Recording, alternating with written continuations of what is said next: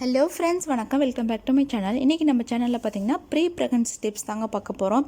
இனிமேல் நம்ம சேனலில் காலையில் பார்த்திங்கன்னா ப்ரெக்னன்சி டிப்ஸ் வரப்பொழுது, அதே ஈவினிங் பார்த்திங்கன்னா ப்ரீ ப்ரெக்னன்சி டிப்ஸ் வருங்க. ஸோ ரெண்டு பேருமே நம்ம வீடியோவை பார்த்து பயனடையலாம். அதுக்காக தான் இந்த ஏற்பாடு. கண்டிப்பாக நீங்களும் சப்போர்ட் பண்ணுவீங்கன்னு நான் நம்புகிறேன்.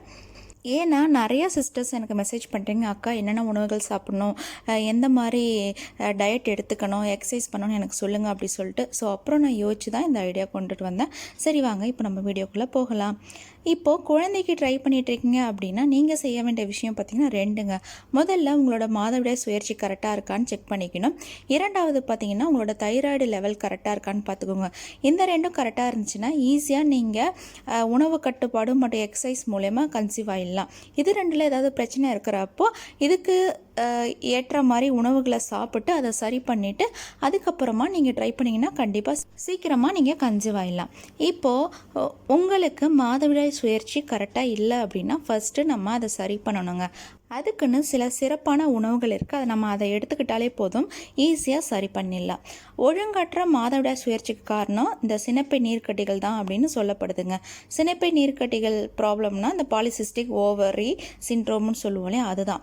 ஸோ அந்த பிரச்சனை இருக்கவங்களுக்கு இன்சுலின் அளவை குறைக்கிற மாத்திரைகளை கொடுத்து சரி பண்ண ட்ரை பண்ணுவாங்க. உண்மையிலேயே இந்த பிசிஓஎஸ் இல்லை பிசிஓடின்றது என்ன பண்ணும் அப்படின்னா, நம்ம எல்லாருக்குமே மாதவிடாய் சுழற்சி பார்த்திங்கன்னா 28 நாட்கள் தான். ஸோ ஒரு மாதவிடாய் சுழற்சி 28 நாட்கள் வரும் இல்லையா, அந்த மாதவிடாய் நாட்களை அதிகப்படுத்தும். இப்போ உதாரணத்துக்கு பார்த்தீங்கன்னா 45 நாட்கள், சில பேருக்கு 2 மாதத்துக்கு ஒரு தடவை வரும். இது அந்த பிசிஓஎஸ் ப்ராப்ளத்தால் மட்டும்தான். ஸோ அதுக்காக பிசிஓஎஸ் ப்ராப்ளம் இருந்துச்சுன்னா கன்சீவ் ஆக மாட்டாங்க, மலட்டுத்தன்மை ஆகிடும் அப்படின்னு நினைக்கிறதுலாம் ரொம்ப தவறான விஷயம்.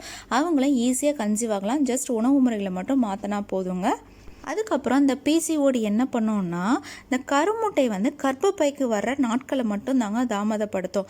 மற்றபடி வேறு எதுவுமே அதனால் பெரிய பாதிப்புகள் இல்லை. அதனால் நீங்கள் நல்ல உணவு முறைகளை பின்பற்றினா ஈஸியாக கன்சீவ் ஆகிடலாம்.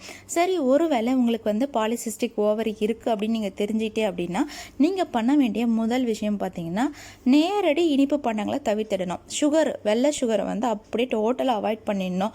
அதுக்கப்புறம் இனிப்பு, எந்த வகையான இனிப்புகளாக இருந்தாலும் சுத்தமாக நீங்கள் தவிர்த்திடணும்.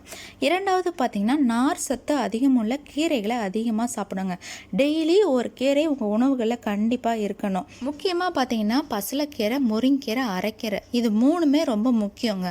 ஆண்மையை பெருக்கும் அப்படின்னு ஒரு சித்த மருத்துவத்தில் பாடலாகவே இது இருக்குங்க. அது மட்டும் இல்லை, டெய்லியும் கீரை கூட பாசிப்பருப்பும் பசுநெய்யும் போட்டு சமைச்சிங்கன்னா ஈஸியாக பிசிஓடி க்யூர் ஆகிடுன்னு சொல்கிறாங்க. ஸோ கண்டிப்பாக நீங்கள் ட்ரை பண்ணுங்கள்.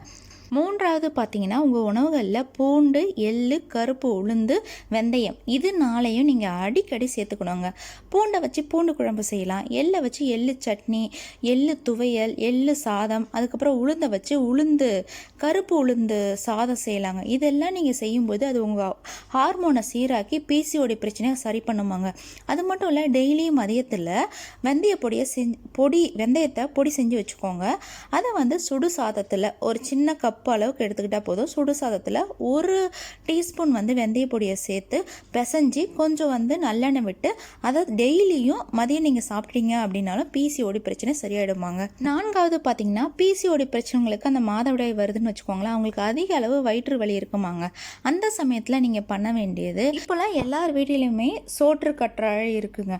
அதில் அந்த உள்ள ஜெல்லி மாதிரி இருக்கும் இல்லையா, அதை கட் பண்ணி எடுத்துகிட்டு ஒரு 7 டைம்ஸ் வாஷ் பண்ணிங்க அப்படின்னா எந்த ஒரு குழப்பம் இருக்காது, ஐஸ் கட்டி மாதிரி இருக்குங்க. அதை வெறும் வயிற்றுல நீங்கள் ஜூஸ் மாதிரியே சாப்பிட்லாம். இல்லை அப்படியே 2 மாதம் தொடர்ந்து சாப்பிட்டுட்டு வந்தீங்க அப்படின்னா பிசிஓடி காணாமல் போயிடுமாங்க. அது மட்டும் இல்லை, டெய்லியும் 50 கிராம் அளவுக்கு சின்ன வெங்காயத்தை உணவில் சேர்த்துட்டு வந்தாலும் பிசிஓடி பிரச்சனையிலேருந்து நீங்கள் விடுபடலாங்க. இந்த டிப்ஸ் எல்லாம் நீங்கள் கண்டிப்பாக பயன்படுத்தி பாருங்கள்.